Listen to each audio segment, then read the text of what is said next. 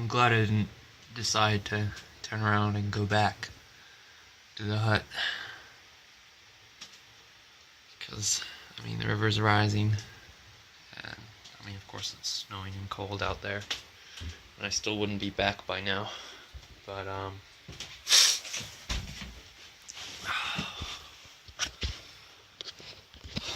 feel really fucking stupid. I didn't really follow, I just wasn't thinking, I just wasn't navigating properly. I just followed some orange markers and assumed that it was Araroa. And it wasn't. It was the path to here, to Spence's hut in Spence's burn, which is a good 14 k's away from my last hut. Probably about 7 k's or 10 k's away from the junction where I should have been heading in the right direction. So, fucked up. I'm fine because, I have obviously a fire, and got plenty of battery on my phone, and got heaps of food, and, I lost one water bottle today to the river, and my other walking pole, I'll still be able to hike out of here tomorrow, weather permitting. But yeah,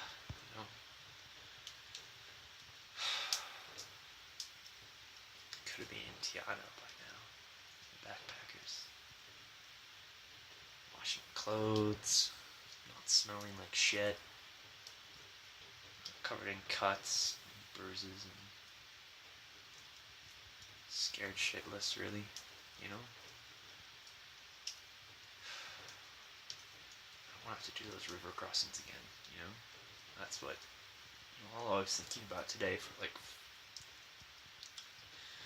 4 or 5 hours out there was just, okay, I don't have to do this anymore, After Tiana, I'll go up to Queenstown, I'll go to Wanaka, I'll apologize to Amy and say, it's not safe, because it isn't, I'm putting myself in way too much danger out here. And it's not worth it. I need more experience, both in life and tramping. And it's a hard pill to swallow, and to have to say that to myself out loud. But I did, I'm not saying this was foolish, because, I'm still safe, and even if I had fallen in that river, I probably would have been okay. Would have been cold, but I could have called Landsar if things got really bad. But still, I've reached my limit. I've reached my boundary.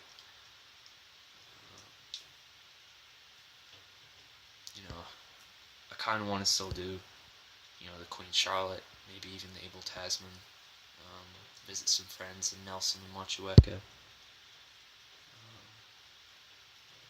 Because, it's not the comforts of home that I miss so much. It's just,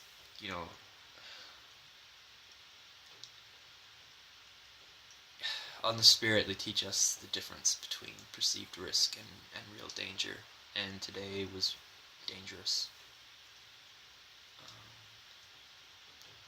And this isn't even the hardest bit. I haven't even really gotten to high altitudes or crossed major rivers yet. Or faced, the stuff that gave people like Kiwi Scout a real challenge, I think. So yeah, I'm gonna, I have way more to live for than to doggedly pursue this. I'm not a purist, I'm not a completist, I'm not a perfectionist in that regard. I have a lot to live for, and I have a lot of time this summer, and I don't want to spend it putting myself in danger and beating myself up about it. There's a lot that I have to learn, and I don't think I can learn it on my own out here. And I certainly don't think I should be bringing others who are less experienced than me out into this dangerous place. Because, yeah, that fall down the riverbank today, that was scary. If I had caught on something, or fallen a different way, I easily could have broken my leg or knocked myself out. I was just really lucky to stay vertical and to dig my toes into my, and claw with my hands and slow myself and avoid trees and stuff like that. It wasn't that long. It was only maybe a 10-meter fall down a slope, but it was still fucking scary. And getting out here and fucking up the navigation and ending up, 10 kilometers off track. I'm not, yeah, I'm not going to continue with this because it's not safe. And I'd rather give my time to causes that mean a lot to me. I'd rather go out and whack some weeds on Modihi or do some more voyages on the Spirit and learn and grow with other people than stay out here on my own, duking it out with nature, because nature's gonna win sooner or later. I'm not Superman. So yeah, this is me saying this is it. Today was the day that I didn't give up. I guess I gave up, if you want to phrase it that way. I just realized that, this isn't what I needed. This isn't what I wanted. I expected it to be hard, but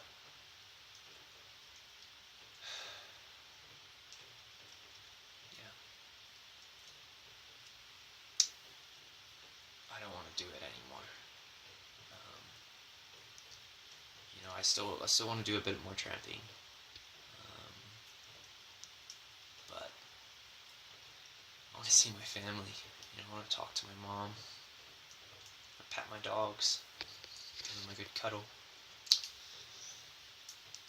And I think it's about time that I started moving on with my real life. Go home, find a flat, reconnect with so many people that I've just been so distant from this year since Dad's passing. There's a lot of people that I want to see again. I want to start, being real friends with again. Of being in my own world. I mean, this cabin's like a metaphor almost for what's been going on for me. I felt really cut off for a long time, really isolated, and really trapped.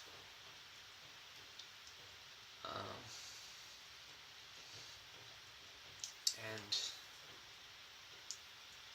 I think it's time to come back and face things and start moving on with my own independent life.